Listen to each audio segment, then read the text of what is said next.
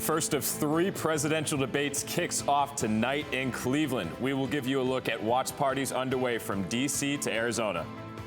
Plus, the battle over ballots, why Governor Doug Ducey calls Secretary of State Katie Hobbs' proposed voting options illegal. And from the perspective of a former NFL player, how can we be more resilient? We break it down later in this half hour. Cronkite News starts now. Good evening and welcome everybody to Cronkite News on Arizona PBS. I'm Spencer Hardenberg. And I'm Isabella Martellero. Thank you for joining us. President Trump and Democratic challenger Joe Biden will not shake hands at the start of their first debate tonight. But it's not out of spite. It's one of a series of coronavirus precautions. They also won't be shaking hands with the moderator, Chris Wallace of Fox News. The size of the audience will be limited compared to previous presidential debates, with about 60 to 70 attending this one. Audience members will all undergo coronavirus testing and follow other health and safety guidelines. Also, there will not be a media spin room. That's where campaigns typically send supporters and representatives to make the case for their candidates post-debate. Once on stage in Cleveland, Trump, Biden, and Wallace will not wear masks. They also forego opening statements, and President Trump will get the first question. The debate stage won't be the only place where changes will be made because of coronavirus concerns. Debate watch parties will also operate under new rules. We have coverage from Phoenix and from the nation's capital, where, as Cronkite News reporter Tina Giuliano tells us, bars are already getting prepared. COVID-19 has changed a lot of things, how we shop, how we work, and how we socialize. It's even changed debate watch parties here, but it hasn't stopped them. Just blocks from the U.S. Capitol, bars like Busboys and Poets are gearing up. For the first of the 2020 presidential debates, manager Daniel BRATZ said the bar would be packed in a typical year. Jam-packed, shoulder to shoulder, bar buzzing with people ordering stuff.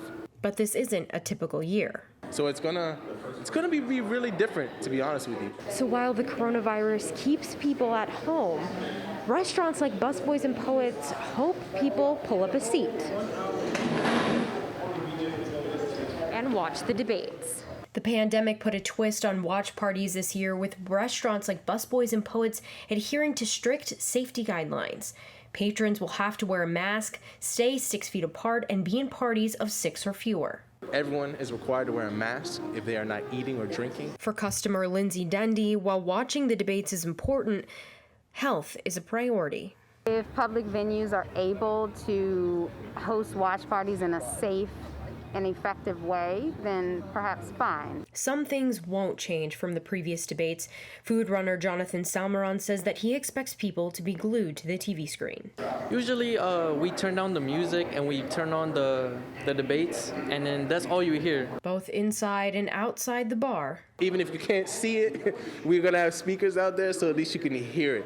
BRATZ said the employees are constantly sanitizing everything, wearing gloves, and creating enough space to socially distance. But we're getting it done just to make sure our community is safe. If you didn't get a chance to pull up a bar stool for this debate, you have 3 more chances with 2 presidential debates and a vice presidential debate in October.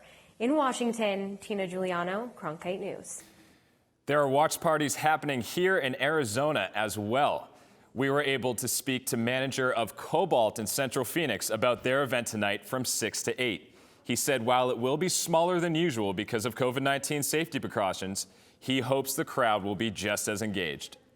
I'm just hoping that as many people as possible get informed on the facts that are out there and make their decision based off those facts instead of emotions. And I'm hoping whatever little bit I can do to help people make that decision, that we can do it in a safe and positive way that will hopefully guide people to the polls.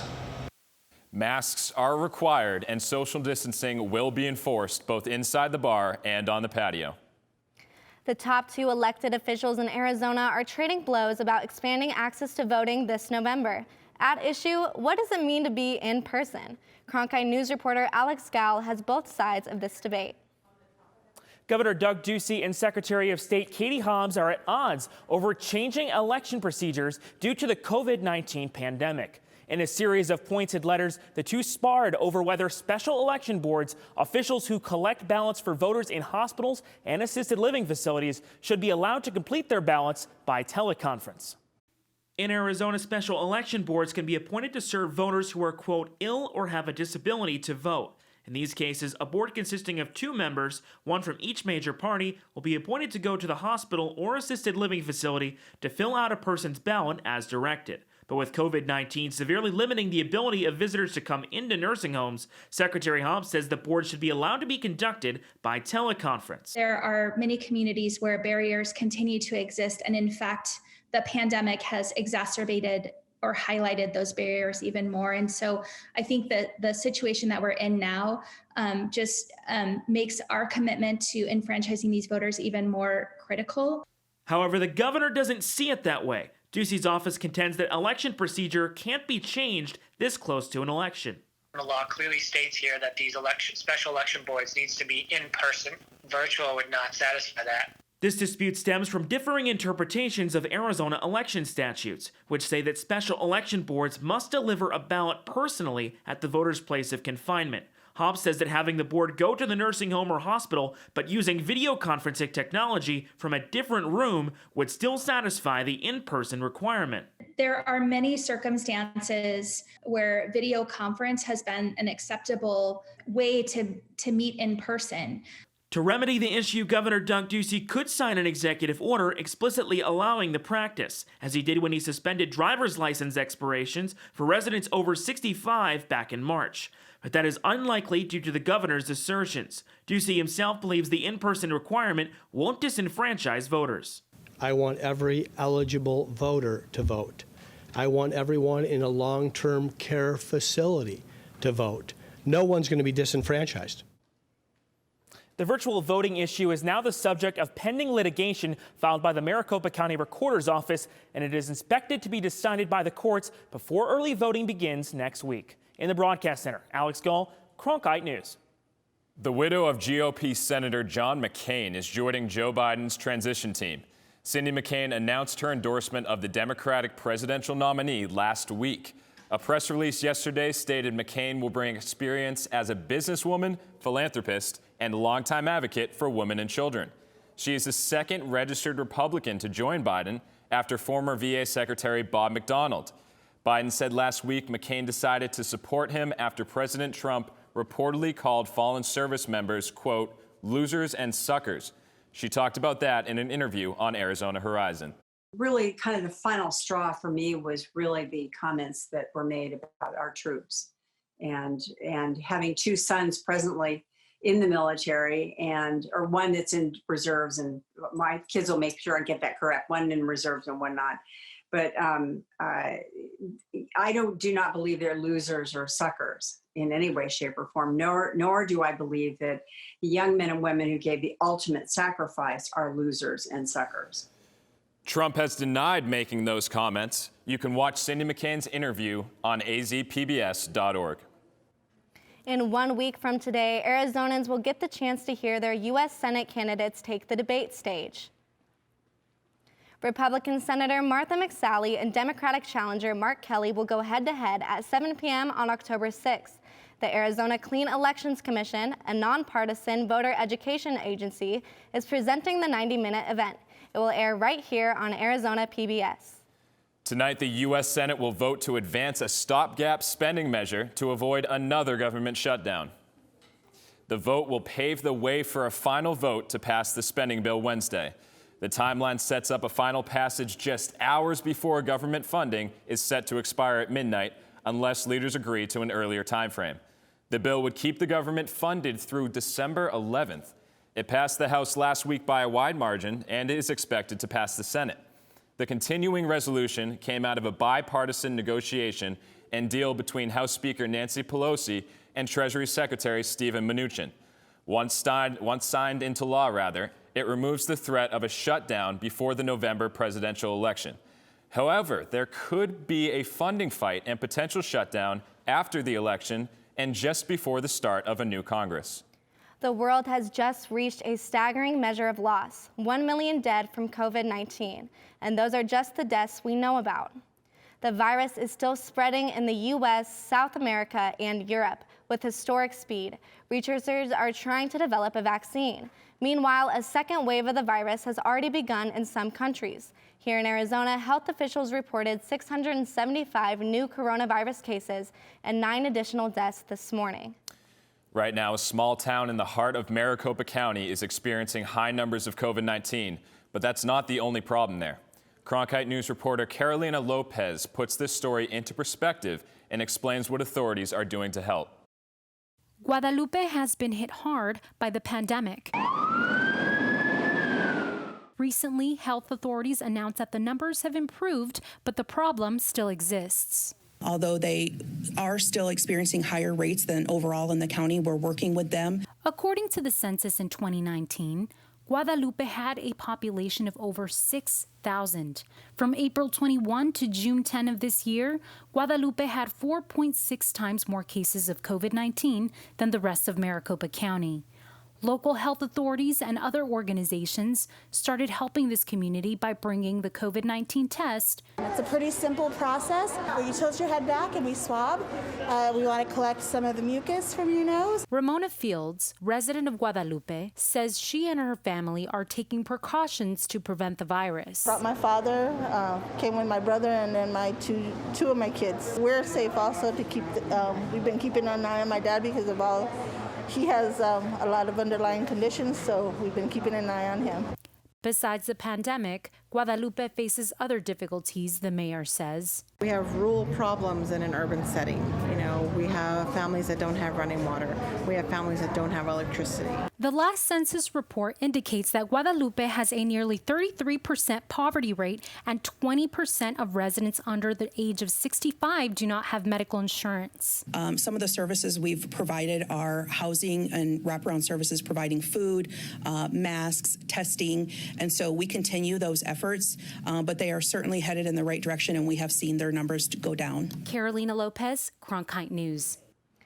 Arizona ranks 47th out of the 50 when it comes to which states are the safest to reopen schools amid the current pandemic. That's according to a new study by WalletHub. The data gathered included factors like the number of COVID-19 cases per 100,000 children, the average class size, and the ratio of students to school nurses. WalletHub also rated the Grand Canyon State 49th out of 50 regarding its risk of coronavirus infections and 32nd out of 50 in health and financial infrastructure. Coming up next on Cronkite News, who is ready for some Friday night lights? I know I sure am. What you need to know before heading to a high school football game this fall, coming up after the break.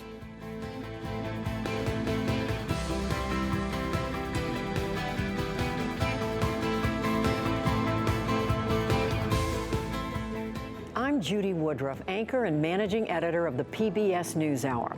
The journalists of tomorrow face a fast-changing media landscape, but quality news remains vitally important to our communities, our country, and our world.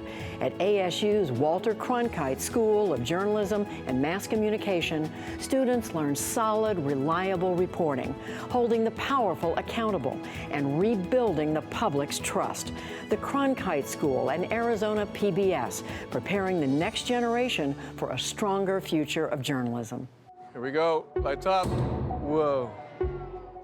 As artists, we conduct our educations in public. You can never know whether it's going to be a success. One just has to risk it. It's you and the work and the place. It's a very particular relationship. Here's our lens. Tell us what you think. Friday night at 9 on Arizona PBS.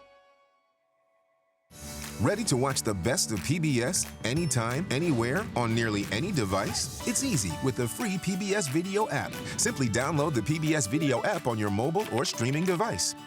Now you can watch the latest PBS episodes or catch up on the shows you missed. And when you support your local station, you can get PBS Passport, giving you access to more episodes, more specials, more of what you love.